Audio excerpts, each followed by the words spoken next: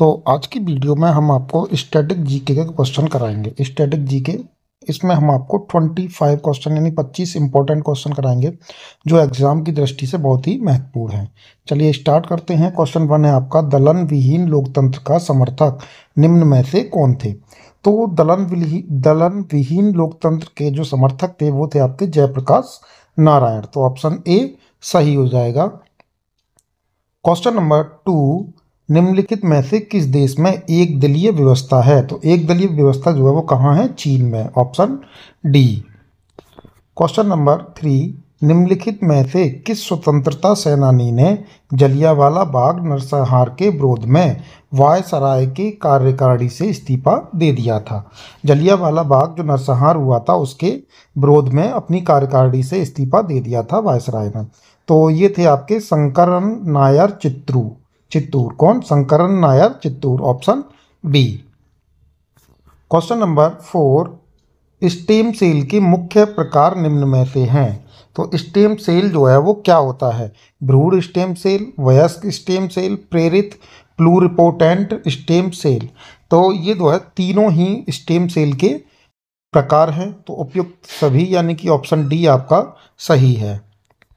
Question number 5, भारतीय दंड संहिता की निम्नलिखित में से कौन सी धारा समलैंगिक उभयलिंगी समुदाय LGBT से संबंधित है? तो ये जो है धारा 377 जो है संबंधित है। क्वेश्चन नंबर 6, वर्ष 2011 की जनगणना के अनुसार भारत में सबसे कम जनसंख्या घनत्व किस प्रदेश का है? तो सबसे कम जनसंख्या घनत्व जो है वो अरुणाचल प्रदेश का है। Option B. क्वेश्चन नंबर 7, निम्नलिखित में से किस एक के सिवाय संदूषित जल से अन्य तीनों रोग हो सकते हैं? तो कौन सा ऐसा रोग है जो संदूषित यानी कि प्रदूषित जल जो होता है उससे नहीं होता? तो प्रदूषित जल से जो है वो यकृत शोथ ये भी होता है, टाइफाइड भी होता है, हैजा भी होता है। खसरा जो है वो प्रदूषित जल से नहीं होता है। तो ऑप्शन डी आपका सही हो जाएगा। क्वेश्चन नंबर 8, प्राचीन भारत में चिकित्सा के क्षेत्र में निम्नलिखित में से किसका महत्वपूर्ण योगदान रहा है? तो प्राचीन भारत में चिकित्सा के क्षेत्र में चरक जो है प्रमुख थे। तो ऑप्शन सी आपका सही है। क्वेश्चन नंबर 9, निम्नलिखित में से किन स्थानों में महाकुंभ मेले का आयोजन किया जाता है? तो महाकुंभ मेले का आयोजन जो है वो प्रयागराज में किया जाता है, हरिद्वार में किया जाता है, नासिक में और उज्जैन में। तो ये चारों जो है वो सही है, प्रयागराज, हरिद्वार, नासिक और उज्जैन। तो ऑप्शन सी आपका सही हो जाएगा। क्वेश्चन नंबर 10, संविधान की प्रस्तावना में कितनी बार संशोधन किया गया है? तो संविधान की प्रस्तावना में एक बार संशोधन किया गया है। ऑप्शन सी सही है। क्वेश्चन नंबर 11, किस मध्यकालीन भारतीय शासक को उसकी बाजार नियंत्रण नीतियों के लिए जाना जाता है? तो अलाउद्दीन खिलजी। ऑप्शन ए, अलाउद्दीन खिलजी को उसकी बाजार नियंत्रण नीतियों के लिए जाना जाता है। क्वेश्चन नंबर 12, हाथी गुम्फा शिलालेख निम्नलिखित में से किस सम्राट से संबंधित है? तो हाथी गुम्फा शिलालेख जो है वो खारवेल से संबंधित है। Option D. Question number 13, optical fibre किस सिद्धांत पर कार्य करता है? तो ऑप्टिकल फाइबर जो है वो पूर्ण आंतरिक परावर्तन के सिद्धांत पर कार्य करता है।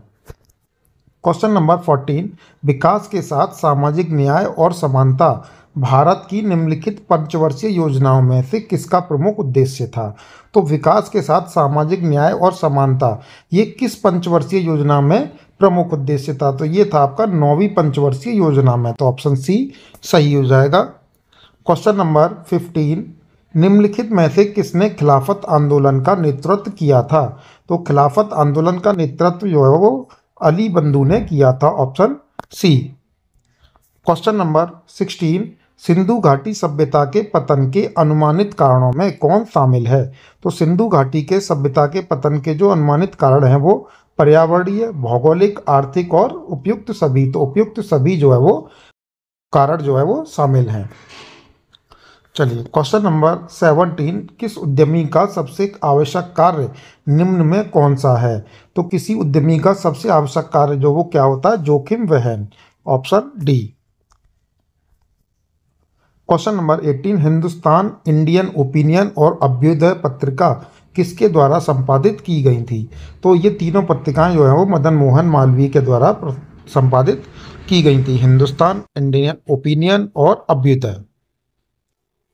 क्वेश्चन नंबर 19, किस राजवंश 9वीं से 13वीं शताब्दी तक ने द्रविड़ मंदिर वास्तुकला शैली को आकार देने और लोकप्रिय बनाने में महत्वपूर्ण भूमिका निभाई थी? तो ये थे आपके ऑप्शन ए, चोल राजवंश। क्वेश्चन नंबर 20, सियाचिन ग्लेशियर को लेकर किन देशों के बीच विवाद है? तो सियाचिन ग्लेशियर को लेकर भारत और पाकिस्तान के बीच विवाद है, option C. Question number 21, Mangal Pandey ने कब पहली बार बैरकपुर में ईस्ट इंडिया कंपनी के अंग्रेज अफसर पर गोली चलाई थी? तो ये चलाई थी 29 मार्च 1857 को। क्वेश्चन नंबर 22, निम्नलिखित में किसको हिंदी खड़ी बोली का जनक माना जाता है? तो हिंदी खड़ी बोली का जनक जो है वो अमीर खुसरो को माना जाता है, ऑप्शन बी। क्वेश्चन नंबर 23, भगवान कल्कि किस देश से, किस धर्म से संबंधित है? तो भगवान कल्कि जो है वो हिंदू धर्म से संबंधित है, ऑप्शन ए। क्वेश्चन नंबर 24, निम्नलिखित में से किसके द्वारा द ब्रोकन विंग पुस्तक लिखी गई है? तो द ब्रोकन विंग पुस्तक जो है वो सरोजनी नायडू के द्वारा लिखी गई है, option A. Question number 25, Mysore राज्य के किस शासक को टाइगर ऑफ मैसूर के नाम से भी जाना जाता है?